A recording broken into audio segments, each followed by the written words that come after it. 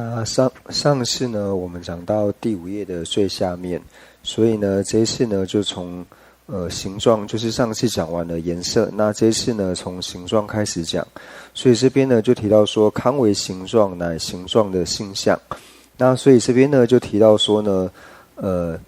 形状呢它是一个名相，那它的性相呢就是所谓的康为形状。那康为形状意思呢，就是说它可以符合作为形状的这一种呢，所以称之为康为形状。比如说我们就讲说某一些东西呢，它是不能康为形状的，它是康为颜色，但是它不康为形状的这一种呢，那它就不能称之为形状。就同样的呢，我们在讲说我们是康为行善，然后不康为行不善的意思是一样的，就是说我们要就是能够去做善行，但是不要去做不善行这一种。所以这边堪不堪呢，就只是说它能不能成为形状的这一种。那所以呢就提到了说呢，康为形状呢它是一个性相，那它的名相呢就是形状。所以呢康为形状呢和形状两种呢，它既然是名相跟性相的关系呢，那就如同上一堂课所提到的，那它就要具备3个条件。那这3个条件呢，第一个呢就是康为形状呢和形状这两者呢它是要是同义的。那第二个呢，就是我们可以透由康为形状这一点呢，然后去了知说形状呢它是什么东西。那第三个呢，就是在我们去证得的时候呢，就是康为形状呢要比形状呢来的稍微容易证得一点。那就是要它如果是名相跟性相关系的话呢，就要符合这3个条件。在这里呢就提到说呢，形状它可以分为8种。那就是提到说长短高低方圆正歪。那这边呢就是后面都要加上形状，就是长的形状、短的形状、高的形状、低的形状。那方就讲的我们的方形嘛，或是说长方形这一种呢都可以属于是方。那圆就是属于圆形。那正与歪呢，在佛法的科学那一本里面，它是讲说正与不正，但是人们现在解释讲起来，还比较像是说平与不平的关系。人们现在解释最后面这个是提到说平与不平。接下来呢，就提到说，在彼等各自性相中呢，必须有康为某某的形状。就是说呢，我们在放长的形状的定义的时候呢，或者说放它的性相的时候呢，就要提到说康为长的形状，或者说康为短的形状，康为高的形状等等呢，就是把它放进去呢，就变成它的性相。那这边呢，为什么就特别提到说要康为某某的形状呢？因为这边就提到说呢，当我们提到说一个人他长得很高的时候呢，那他是一个高的人，但是你这边如果不加形，高的人他是高，但是它并不是一个形状，所以这边就特别提到说要讲形状的目的就是这样，高的人他是高，但他并不是高的形状。那矮的人呢，他也是矮，但他不是矮的形状。那同样呢，方的饼跟圆的饼呢，那这个是不是方跟圆呢？那还有比如说，就是后面讲说平与不平，那我们就看出来说，以他的头来说呢，就是不平这样，不像说有些人的头呢，就是很平这样，平头这样。所以就说为什么都要加上形状，就是这样。那还有比如说我们在讲说佛的32相的时候，在讲佛的32相的时候呢，就会提到说佛的手跟脚呢都是很平滑的，不会像我们说我们一般人的手呢跟脚呢都会并不是很平，就是它都会有一些凹陷或者说凸起来的地方。但是佛陀的手跟脚呢都是平的，所以这边呢，如果你不加上形状的话呢，这样我们刚刚所举的这些例子呢，它就全部都会变成说是形状。所以他这边就特别提到说，你要提到说康为某某的形状，那就不会有一些字面上的过失。那这边呢就会提到说呢，我们这边所提到的就是颜色跟形状呢，它是属于说色蕴的一部分。那色蕴呢，通常会讲到说就是有10种，就是色蕴呢它可以分为10个。那这10个呢，就是一般我们所讲到的，就是内呢就是5根，那外呢就是5种色处，就是色声香味触等5种色处。那内呢就会提到说5根，所以我们在讲说色蕴的时候呢，它可以分为说内跟外2种。那外呢，就是外的色处呢，就是我们这边所提到的呢，就是色声香味触里面的色呢，那这个色处它就是分为颜色跟形状这2者。那所以这边呢就提到说呢，只要说色素呢，它可以分为说颜色跟形状。那在了解这一点之后呢，我们就可以了解说它们彼此之间的关系，就是你只要是颜色的话呢，你就一定要是色素这样子。但是色素的话呢，它并不一定要是颜色。就比如说以形状来说呢，它是属于色素，但是它并不是颜色。那所以同样的反过来说呢，只要是颜色的，只要是形状的话呢，它就一定要是属于色素。但是呢，是色素的话呢，它不一定要是形状，就比如说是颜色，就是这些关系呢，这边大家如果可以先知道的话呢，那到后面呢都可以以此类推。在这边呢提到说色域呢，它可以分为说颜色跟形状呢是属于它的分类嘛。那这种分类呢是属于说体性的分类。那体性的分类呢，就只是说只要是颜色跟形状呢，它就一定要是色素，这是属于说体性的分类。但是我们一般在讲分类的时候呢，它不一定是全部都是属于体性的分类。有一种是属于说它在取名字上面的差别，就是可能说它的名字呢，就是跟这个有一点像的时候呢，所以把它安立在它的分类里面。但是这个东西的话呢，它不一定要是属于说另外一个东西，就是不一定说只要是它的分类的话呢，就一定要是它。但是如果说是属于体性分类的话呢，只要是体性分类的，就一定会是它本身，那其他的就不一定了。所以呢，这边我们就提到说呢，你是它的就是分类的话呢，不一定要是它。那这边举一个例子来说的话呢，就是我们因果的果来说的话呢，就是你是这个东西的异熟果的话呢，你不一定要是它本身。就是你是属于它异熟果的话，你不一定要是它。那同样的呢，我们在讲果的时候呢，会提到有一种叫做相属果。那这种相属果呢，它并不是果，因为相属果它讲的是灭地本身。我们都知道说灭地它本身是一个常法嘛，所以它并不会是果。但是因为它的名称里面呢有一个果的这一个字的缘故呢，所以我们把它放在说果的分类里面。但是像这种分类呢，它就不是属于说体性的分类。那这边所讲的像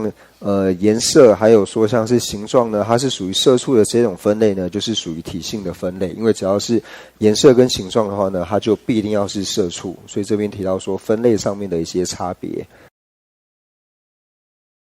应该是翻离系果啦，不是相属果，离系果应该是翻离系果。就是提到说离系果呢，它为什么称之为果呢？就是它最主要呢，虽然说我们提到说离系果它本身是属于常法，因为它是灭地嘛。那为什么会把它安立为果呢？就是它最主要我们要得到这个离系果呢，你是要透由道地之后呢，透由道地修持之后，你才有办法证得离系果。所以把它安立为果，就是因为你要透由道地的修持才有办法得到的缘故呢，把它安立为果的名称之外呢，它并不是真正的果。这边呢要提这一点呢，最主要就提到说，我们就是之后呢会不断的呢提到说什么东西的分类，比如说是 A 的分类的话呢，那像这边就讲到说，这里呢是因为是讲到说它是体性分类的缘故呢，所以只要是 A 的体性分类的话呢，它就一定要是 A。但是如果是它的分类的话呢，就不一定要是 A 的分类的话呢，就不一定要是 A 了。就是说要让大家呢先了解这一点，不然之后呢会提到很多分类的时候呢，那大家可能会乱掉，说这个不是它的分类呢，为什么是它的分类又不是属于它呢？就会避免大家有这一种错误的认知。接下来呢，就是我们要进入到第二课的部分。那第二课呢所讲的基层，那基层是什么呢？就是我们现在黑板写的，第一个呢就是基层，那第二个呢就是有，那第三个呢是所知，那第四个呢是所量，那第五个呢是法，第六个呢是所缘，那第七个呢是缘起。就是提到说呢，这几个呢，这七个1、2、3、4、5、6、7，这七个彼此之间的关系呢是同义的意思。它只要是1呢，就一定会是2，是2就一定会是3，然后3、4、5、6、7就全部都一样。它们彼此之间都是互为同义的。那这边呢，就是前面6个呢都很好了解，就是我们以后呢，只要看到说，就是经论里面提到所谓的所量啊，或者说有啊、基层这一些呢，它全部都是同义的，这个是蛮好了解的。但是稍微有一点就是不能说争议，就是比较特别的呢是第7个，就讲到缘起的时候呢，就这边我们讲说这7个同义呢，是以中观派的见解来说的话呢，它是没有错的。就是你从第一个呢，就是缘起呢，它跟有这两者呢就是同义的，只要是缘起，它就一定是有。但是在中观派以下呢，就是以秩序，就是以唯识派来说的话呢，唯识派呢，它并不承许说，缘起呢，它跟有呢这两种是同义的。因为在唯识派来说呢，你只要是缘起的话呢，它就一定要是属于就是有为法的缘起，它就一定要是有为法的缘起。所以只要是缘起，它就一定要是无常法，所以它不会和有是同义的。所以这边讲7个同义是特别指中观派来说。那为什么会有这样的差别呢？因为就唯识中来说的话呢，就我们讲到说缘起的时候呢，它是强调说这个缘起就一定要是依缘而起。那这个缘呢，它是跟因果的因呢是同义的，所以你就是要依的这个因呢，所以才能够起了这一个果。所以他们讲的缘起呢，就必定要是因果缘起的缘故呢，所以唯识派它的缘起就一定要是属于有为法。那对于中观派来说呢，它这个依缘而起呢，它这个缘呢不一定是要关待因果，它可以关待说像是知分等而有，所以它是以一个关待的关系来看待这个缘起的。所以只要是一切法呢，它都是互相关待而有，所以他们两个最大的差别呢是在这边。这边呢就提到说呢，就是第83页的地方呢提到说建立基层。那就讲到说基层这个词呢，它是从哪边出来的呢？那它主要是从释量论的现前品。那现前品呢，它就是释量论的第3品。那我们一般知道说释量论呢，它分为4品。那释量论4品里面呢，第1品呢，它主要所讲的呢，就是比度的，相关于比度的比度。对，度量衡的度，比度。那第1品呢，它主要是在讲比度。那第2品呢，它主要是在讲说成立正量是夫。就是为什么要讲说成立正量是夫呢？那最主要呢，就在讲述说内道的佛呢，跟外道他们最主要的，就是以内道来说，就是以外道他们的佛来说的话呢，就是讲说内道跟外道的导师呢，它最主要的差别在什么地方？因为就以外道而言呢，他们的导师，或者说我们讲的佛呢，就是他一开始呢就是佛，他是一个常法，他一开始就是一个佛，并不像说你要透过什么去熄灭烦恼啊，还是怎样，就是一开始他就成立说他们的导师呢，就是没有任何的过失的一种导师，是一种常法。那对于内道来说呢，就是内道的导师佛呢，他是要透过就是说像四谛啊等等的修习之后呢，才会成就佛的这种果位。所以最主要呢，第2品是在讲说成立正量是夫的部分。那第3品呢，释量论第3品它主要就是讲说现前的部分，就是现前事的部分。那第4品呢，它最主要是讲说就是我们所谓的应成论事跟正因论事的关系，它主要是讲说应成论事和正因论事这两种。我们之后呢会学到心类学的部分。那心类学呢，它最主要的依据呢，就是从我们刚刚讲的释量论的第3品，就是现前品的部分呢，它最主要都是从现前品的部分呢，解释所有一切就是现前事的这一些心事的部分，都是从释量论第3品而来。所以这边呢就提到说呢，就是现前品它要引用到说呢，所量有2故，能量为2种等文字呢引申的含义。这边就提到说呢，我们基层的部分呢，最主要就是透过释量品呢，它这边的文字呢所引申出来的。那这里就提到说呢，所量呢有2种。那什么是所量呢？所量就是说我们所证得的量，也就是说我们所讲的外境。那这边所讲的所量呢，就是所量它可以分为2种，那就是可以分为我们讲的说常或是无常这2种。那或者说呢，之后会提到说，就是它分为自相呢和共相这2种。那这边就讲到说所量呢，为什么可以分，就是证得的量，它为什么可以分为这2种呢？那一种呢，就是你是透由正因呢去证得的这一种呢，那称之为呢就是共相。或者说常法的部分，你是正因所通达的呢，它称之为共相或是常法。那你透由现前呢去证得的呢，那就称之为是自相或者说是无常法。就是因为说你的这些所量呢，你所证得的这个所量还有两种的缘故呢，所以呢它能量的心呢也是有两种。这边呢就提到说呢，就是能量的心呢有两种，那这两种呢就是之后呢会提到的，就是所谓的限量呢跟比量。就是我们透由限量所证得的呢就是无常，那透由比量呢所证得的呢它就是属于隐蔽分的这个部分。所以我们接着往下面看呢，所以提到说而有限比数量确定为2，那因耳之所量中，以自相为所取境的所证为现前分，以共相为所取境的所证为隐蔽分，二者数量确定故。那这里呢就提到说呢，就是依文字这样看的话呢，大家可能会又不小心错乱，就是这边所讲的隐蔽分呢，是指说现前分跟隐蔽分里面的隐蔽分。现前分跟隐蔽分里面的隐蔽分，因为如果我们一般只讲隐蔽分的话呢，就是隐蔽分它其实跟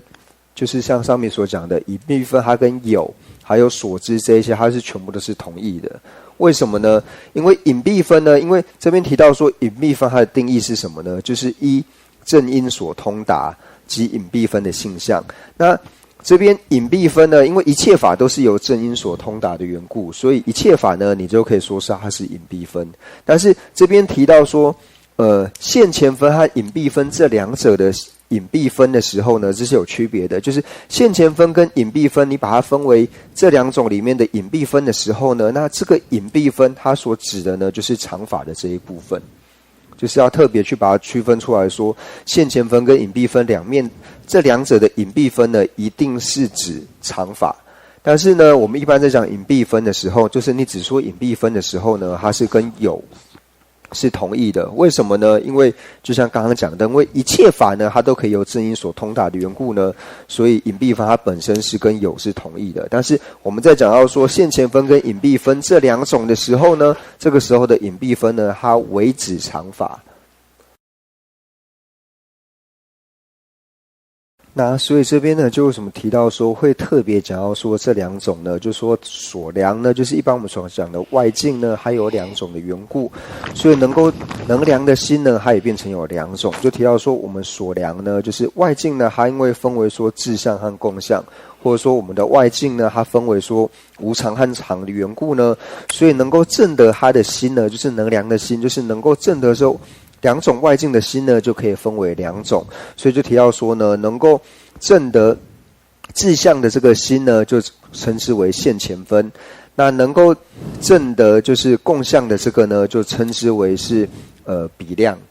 就是称之为比量。所以就提到说呢，因为你所量的外境有两种的缘故呢，所以它所能证得的量呢，就分为现量和比量这两种。就如同说我们讲到说，我们有色声香味触等五境嘛，那因为有五境的关系呢，所以就有证得这些五境的，就是有境，就是五种心事，就是眼识一直到眼耳鼻舌身意，眼耳鼻舌身等五识。这五识就是因为有五境的关系呢，所以我们去安立五识，所以就如同这个样子呢，就是有两种外境的缘故呢，所以我们去安立两种量。刚刚有一次就问仁波切说，是不是我们又可以把隐蔽分呢，又分为所谓的隐蔽分它之下？因为这边讲说隐蔽分跟有是同义嘛，那是不是在隐蔽分之下又把它分为说？现前分跟隐蔽分这样，仁波切意思就是说不是这个样子，就是说虽然讲说，仁波切说像他跟丁中天是同义嘛，但是你丁中天你可以去安利说美国丁中天哪里的丁中天，但是你通常听到释迦牟尼的时候，你就只会听到一个而已。虽然说它也是同义的意思，但是你一听到释迦牟尼就是这个之外，你不会去想说又有哪里的释迦仁波切这样。那这边呢就提到说呢，就是即量呢为有法，那而有限比，就是提到说呢，量呢它其实有两种，那这两种量是什么量呢？就是所谓的呢限量跟比量。所以呢就提到说量呢它确定有两个，数量确定为2，就提到说量呢它其实是确定有两种，那这两种呢就是确定说量它分为限量和比量这两者。那因耳之所量中，以质相为所取径的所证呢，为现前分；以共相为所取证的所证呢，为隐蔽分。二者数量确定故。那这边呢，就是稍微解释一下，因为这提到量的部分呢，主要是在后面心类学的部分呢，它会做一个比较详细的解说。那我们这边呢，就稍微的解释一下，就提到说呢，提到的限量呢跟比量呢，这两种量呢是一个什么样的量呢？就是这边提到说量有法，就是我们以这个量来说的话呢，它可以确定说它可以分为两个，就是限量跟比量。为什么呢？因为呢，在耳之所量中呢，就是以质相为所取径的所证呢，为现前分。那什么叫做以质相为所取径的？就是当你能够你这个现前式呢，这边讲的量就讲说限量呢，它的所取径就是一定要以质相，就是以无常法。它一定是有个相反它的所取径。那这边的所取径呢，跟显现径呢是同义的意思。所取径呢跟显现径它是同义的意思，所以对于限量来说呢，它是不可能把常法呢限为它的显现径的，常法是不可能变成说限量的显现径，因为它的显现径呢为是只有无常法，所以我们就讲说像瓶子啊、柱子这一些我们圆瓶的演示和圆柱的演示，因为呢它的显现径呢是瓶子跟柱子的缘故呢，都是无常法的缘故呢，所以这些呢出证的它的这个呢称之为量。那什么叫做量呢？那量就是后面会提到说呢，就是它是一开始什么叫做量，就是我们最初证的这个外境的这个心事无错乱的这个心事呢称之为量，就是你最初证得的这个称之为量。那接下来就提到说呢，那另外一个呢，就是它如果不是现前分的话呢，就是你的所取径呢，它如果不是质相的话，那你的所取径就是以共相为所取径的这个所证呢，称之为隐蔽分。就是如果你的所取径呢，它是共相或是常法的话呢，那这个呢就谓之为隐蔽分。那这两者呢是数量决定的。所以呢，这边提到说限量跟比量的差别呢，那如果讲的再更简单一点呢，就是我们最初去证得这样东西的时候呢，并不需要透由原因，你是可以直接现见的这一种呢，称之为限量所证的。就比如说我们讲到说像瓶子、杯子这种我们外摄法这些，我们一开始用眼睛就可以直接看到，你眼睛就直接证得的这些呢，就称之为说是限量所证，这样就是它不需要透由其他的原因去理解，你就可以直接透由你的眼视或者说耳视等等这些去证得的呢，那称之为说限量所证。那什么叫做比量所证呢？就比如说一开始我们讲说像是空性的法类，或者说像所谓的无常，还说讲说普特伽罗无我，或者说法无我等这些呢，就是我们最初去理解它，最初去证得这样东西的时候呢，你一定要透由原因去了解的呢，那这个称之为呢，就是透由比量所通达，然后这是这两者的差别。所以提到说呢，比量去证得这个东西的时候呢，它就是一定要透由原因，要某种原因去证得，或者说这边讲说透由正因所通达，因正因所通达的呢，就称之为说是隐蔽分的性相。那非依正因所通达，而是现前所通达的呢，其实是现前分的性相。这边就讲到说，就是正因呢，这边就提到说是原因，就是你要有原因去理解的呢，那这种就是隐蔽分的性相。所以呢，这边提到说因正因所通达及隐蔽分的性相。所以如果说呢，对我来说呢，这个瓶子对我来说是隐蔽分的话呢，就是这个瓶子对我来说我是没有证得的，所以称之为隐蔽分。但这个就是会比较复杂，我们之后再来讨论这一些。那现在我们先往下面讲，就提到说依正因所通达的呢，就是隐蔽分的性相。那呢，非依正因所通达，而是以现前所通达的呢，就是现前分的性相。那隐蔽分在我们刚才已经提到说呢，就是现前分跟隐蔽分这两者所讲的隐蔽分呢，它是属于说常法它是跟常法是同义的。但是对于现前分来说呢，现前分并不需要去特别说什么现前分跟隐蔽分里面所的现前分，就是只要是现前分的话呢，它就一定是无常法。那所以呢，接下来呢，我们又可以看到说，就是离分别且无错乱之心不欺狂之及限量的性相。那依智所依正因，于智所量，是心不欺狂单着之及比量的性相。分类将于心类学中讲说。那这边呢，其实我们最主要呢，并不是要去讨论所谓的限量跟比量这两种，因为这两个呢是之后在心类学的时候呢会讨论到。我们现在最主要呢是讲说呢，就是限量跟比量呢，它所了解的外境呢有两种，所以我们这边最主要它其实要讨论说限量跟比量呢，它所证得的外境就是有哪两种，最主要是讨论境色上面的。那对于说就是有境呢，就是关于心的部分呢，是等到之后才了解。那为什么这边我们要特别提到说，去把限量跟比量的心的性相呢，都先放出来的缘故呢？就是如果不这样子的话呢，就是要先稍微让我们去了解一下它的区别。就像我们讲到说有五境嘛，就是色声香等五境，但是我们为了说眼睛跟耳朵呢，它所了知的外境是不一样的缘故呢，所以我们就会把眼耳鼻舌身也拿出来讲，就是你要去了解说，你透有不同的这一些透有不同的这些根式呢，你可以了解不到不同的外境一样。所以当你了解到说这两种外境呢，就是自相跟共相之外，那你就了解说，那正的自相的共相的心呢，到底是属于什么东西呢？所以在这边才稍微讲了一下说，这种限量跟比量的差别。那最主要呢，其实要讲说它的外境，就是限量跟比量呢，它所证得的境呢是什么东西。所以这一课呢，最主要其实是讨论说境的部分。所以呢，这边提到说呢，离分别，就是在第84页第一行的部分呢，提到说离分别且无错乱之心不欺狂了之呢，是限量的性相。那所以呢，这边提到说什么是限量呢？就是限量啊，它第一个具备的条件呢，就是离分别，就是它一定要不是分别心。这边离分别呢，就讲说它一定不是分别心。那第二个呢，就提到说没有错乱，它一定是无有错乱的。那第三个呢，心的意思呢，就是说想要说它最初正德，它一定要是最初正德的，这个才能够称之为量。那不欺狂呢，就是提到说坚固，它对于它正的这个境呢，这个外境呢，一定是坚固的。那了知呢，就是心的意思。了知呢，就提到是心的意思，所以这边限量它的性相呢，就带出了就是说限量它所要具备的呢这几个条件，这5个条件。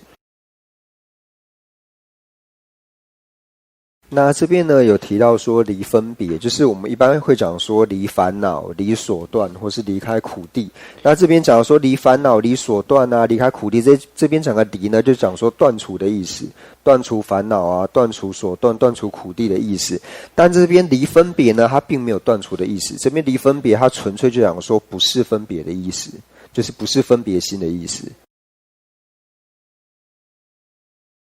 接下来呢，就提到说依智所依正因，于智所量，心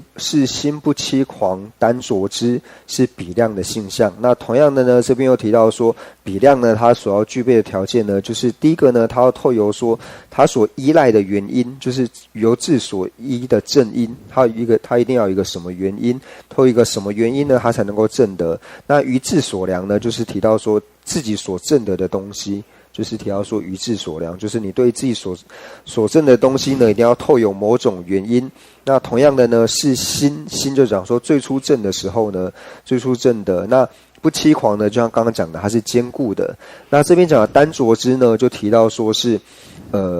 单着之就讲到说它一定不会是限量。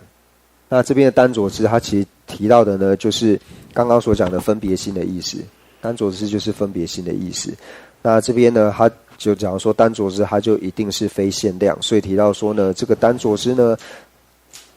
依智所依正因，于智所量，是心不欺狂单着之及比量的性相。接下来他就有提到说，分类等将于心类学中讲说。那这一句话的意思呢，其实就告诉我们说，就是关于说前面所讲的限量跟比量的这一部分呢，那在它广大的这些就是比较广的这些解释呢，就我们留到之后心类学的部分呢再来讲说。那接下来呢，就是提到说刚刚我们黑板上所讲的这几样东西呢，提到说它是同义的嘛。但你如果说能够了解它的性相之后呢，你就更容易去了知说为什么呢，他们彼此之间是同义的关系。所以第一个呢，就提到说呢，量所成立是基层的性相。那量呢，我们刚刚就有提到呢，就是它是心的无七狂所证得的这种了知呢，称之为量。所以透由量呢所成立，那这边的成立呢，就是证得的意思。所以基层的那个成就是有证得的意思，就是你透由量所证得的这个东西呢，就叫做就是基层的性相，就是第一个基层的性相。第二个呢，就提到说有的性相是什么呢？就提到说量所缘集呢是有的性相，就有呢它的性相是量所缘，那量一样就像刚刚所讲的是，就是之前所讲的，就是由心所。就是心的就是最初证的，然后不了知无七狂的这种心呢是量。那量所缘集，那一般我们在讲所缘的时候呢，其实所缘这个缘呢有提到说就是我们所见得的部分，但是这边呢并不会只说就是光是所见得的部分，这边所缘体就是说所证得的，就是透由量所证得的呢，然后是有的性相，这边所缘呢是指说证得的意思，并不是说提到说见到的这个意思。第三个呢，所知的性相呢，就提到说康为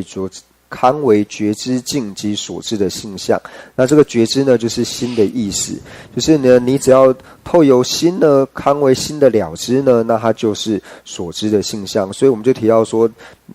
一个补特伽罗，它是否能够对外境有所了知，就是由他的心嘛。他的心可以了知，就比方说这个补特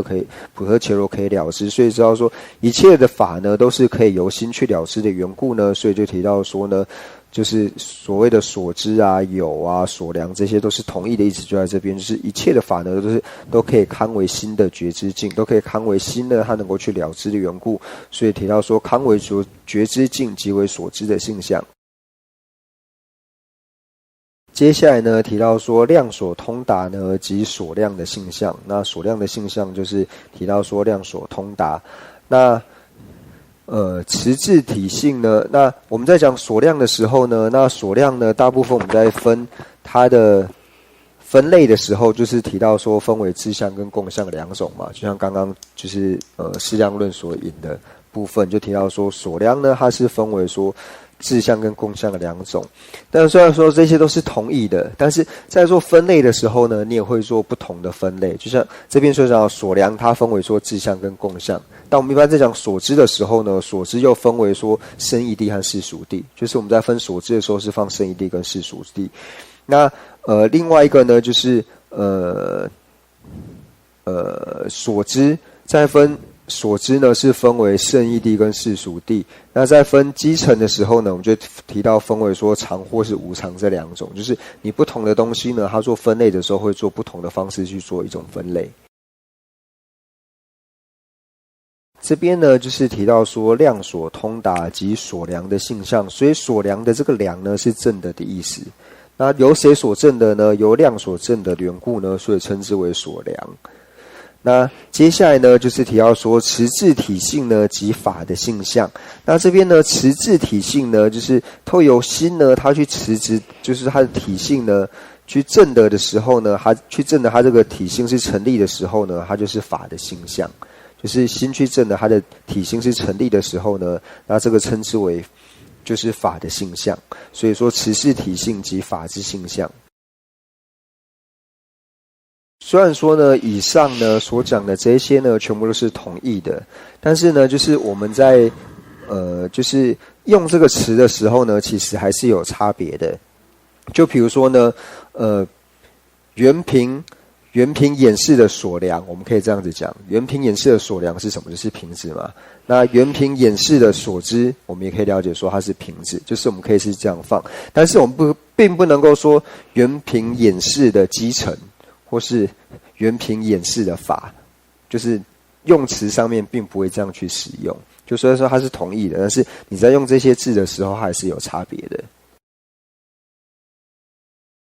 就是说这些用字，就是因为彼此呢它是同义的缘故呢，但是你在用词上还是有差别的。那就像刚刚人们切讲的，就是有一些他就会开玩笑说，那如果说这样子的话呢，那对于我妈妈来说，我妈的衣服她也是变成法衣了啊，因为她本身是法又是衣服，所以她就是法衣啊。因为在藏文里面就是加上它就是直接就是法衣这两个词，就是它又是法又是衣服，称之为法衣。那如果是这样的话呢，那我们所穿的这些衣服也都可以称为是法衣，因为它既是法也是衣服，所以你可以把它安立成法衣啊。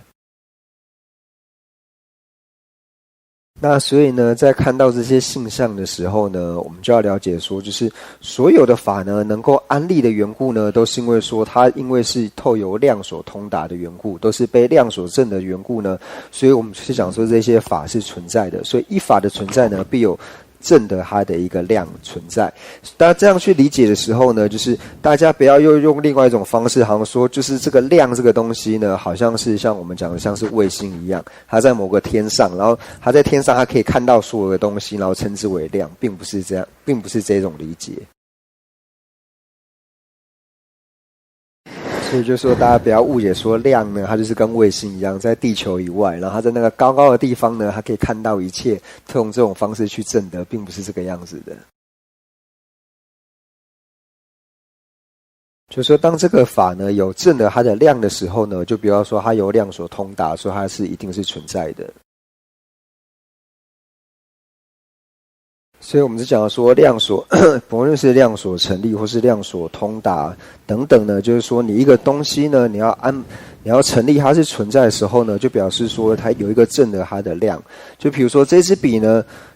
证的它的量呢是什么？就是我的眼视，我的眼视呢是证的这个笔的量。所以呢，因为有我的眼视证的这支笔，所以这支笔它是存在的。所以你在了解说，就是我们在讲说所量它的性相，就是说量所通达的时候呢，千万不要讲说那个量呢就像是一个高高在上一个跟我们没什么关系的这种东西，并不是这个样子的，而是我们四周呢其实就可以去安立这个量的存在，因为就是我们有证得这个东西的这个眼视或是耳视的缘故呢，所以说有通达这个东西的量。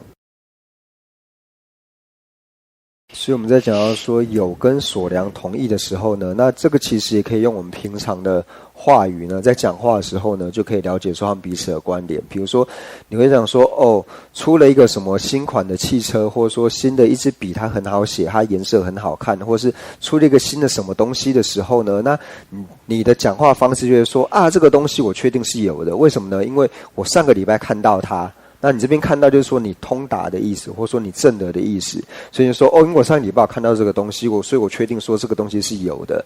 那你有可能讲话的时候会跟人说啊，这个东西确定是没有的，为什么？因为我从以前到现在我都没有看过它。那你都没有看过的时候呢，你这边看的意思就是说你都没有见到，或者说你都没有证得，或是通达这个东西的缘故呢，所以说你都没有看到。所以这边我们就可以把它说一切法呢跟有呢，就是存在的东西跟有呢，它两个是同义的这个关联呢，你就可以从这边去连接起来。所以在这边讲说这一些东西呢都是同义的时候呢，它其实是里面内涵是很广的。就比如说人气有没有看到各位的头发？有，但是有没有正的？没有，因为他没有办法把你们所有的头发的各个样子全部都完全的无错误的了知，所以还有看到头发，但是没有正得你们的头发。就像我们心不在焉的时候，就是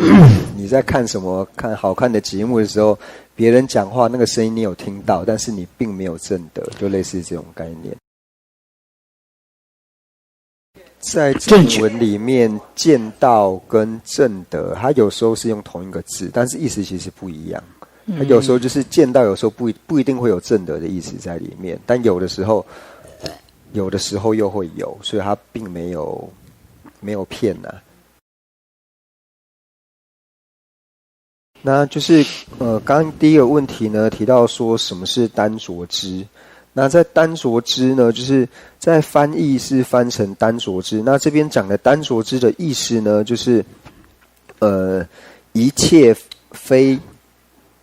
非分别心的，反正你只要不是非分别心的，不是非是什么意思？你是的意思，一切非分别心的心事呢，就是单着之，就只要是分别心呢，就是单着之。但是这个在藏文里面呢，还有2个一样的音，但是拼字不一样。但是这边不管放哪一个都可以，就是另外一个就是在藏文里面，它是用显日这个字来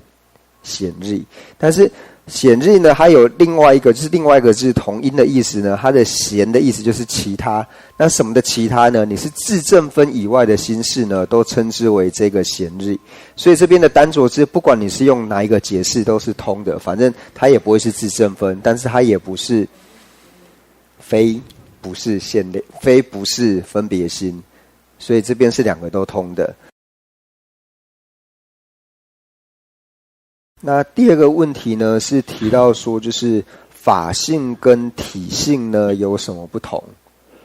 法性跟体性有什么不同？那人们在这边解释到，说一般的情况来说，就是一般来说的话呢，体性跟法性是一样的，就是自己的法性跟自己的体性呢是一样的意思，它并没有什么不同，就是以一般的状况来说。就是刚刚有人问到说，就是他有听说某些经论提到，就是隐蔽分呢是唯有圣者才能够通达的，称之为隐蔽分。那这种隐蔽分呢，跟我们这边所讲的隐蔽分呢有什么差别？那就是唯有圣者才能够通达的这种隐蔽分呢，我们一般用特别的名词去讲的话，叫做唯隐蔽分。就是有分为唯隐蔽分跟极隐蔽分这2种，隐蔽分又有唯隐蔽分跟极隐蔽分。那所谓的唯隐蔽分呢，就是我们所讲的细分无常，或者说像是无我这一种，就是你要现证，这边提的是证的，是讲说现证的部分，就是你要现证唯隐蔽分呢，是唯有圣者才能够证得的，像是细分的无常还有无我这种东西呢，就是唯有圣者才能够通达。但是这边的隐蔽分呢，并不是这个样子。那其实还有一个地方，就是大家可能会错乱的，就是提到说，对我来说是隐蔽分，并不一定是隐蔽分的意思。对我来说是隐蔽分呢，是表示说我没有通达的缘故，所以对我来说是隐蔽分。比如说对我来说，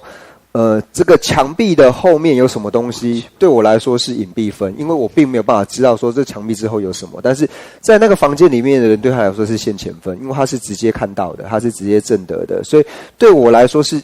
隐蔽分呢，它并不一定是隐蔽分，就是这边大家要稍微区分一下，这边只是讲说一个隐蔽分的一个性象。这边的真因讲的就是说，我们后面会提到说正因论事，它有一个论事，你透过这个因事呢，其实正因就是一个原因啦，你透过一个正确的原因去了知的呢，都可以称之为是正因。透过一个正确的原因去了知的，所以这边就提到说，这边只讲说隐蔽分的性象而已。但是就像刚刚人们界讲的，就是像刚刚讲的，对你来说是隐蔽分的，它并不一定是隐蔽分，就是这是有区别的。那这边又有一个问题说，隐蔽分是共相，然后刚刚有提到说无常呢，它是为隐蔽分，那无常是共相嘛？那这就提到说，这边讲的说隐蔽分是共相，是讲到说隐蔽分和现前分这2种区分出来的隐蔽分呢，这个是共相，并不是说，因为刚刚有提到说隐蔽分它跟有法是同义嘛。只要是隐蔽分就是有，所以这边讲说隐蔽分是共相，讲的隐蔽分是指说隐蔽分和现前分2者里面的隐蔽分呢，它是共相。所以说无常它本身是一个隐蔽分，但是它并不会是共相，因为它并不是隐蔽分和现前分里面的隐蔽分。这边又有一个问题提到说，眼根跟耳根的所证不同，那意识的所证是什么？那意识的所证呢，就是我们所有就是五根所证得不到的东西，就比如说你所讲的无常啊、灭地啊、道地啊、事地啊、无我啊这一些，或是常法等这些，就是我们五根所证得不到的这些呢，都是透由意识去证得的。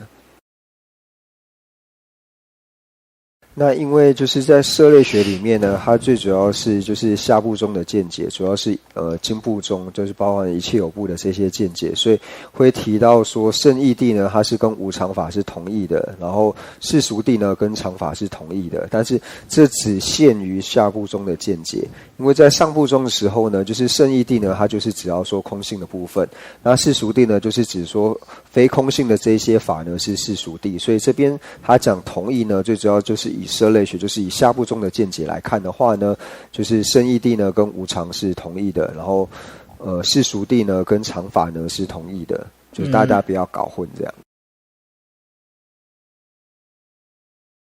所以下一堂课呢，就不会特别去解释说无常的定义啊，事物的定义是什么，因为大家都已经很厉害了，看这个图，然后大家回去看就可以了解了。同意如此。你们只要大概知道说，就反正右半部呢是同意的，然后左半部呢他们彼此是同意的就可以了。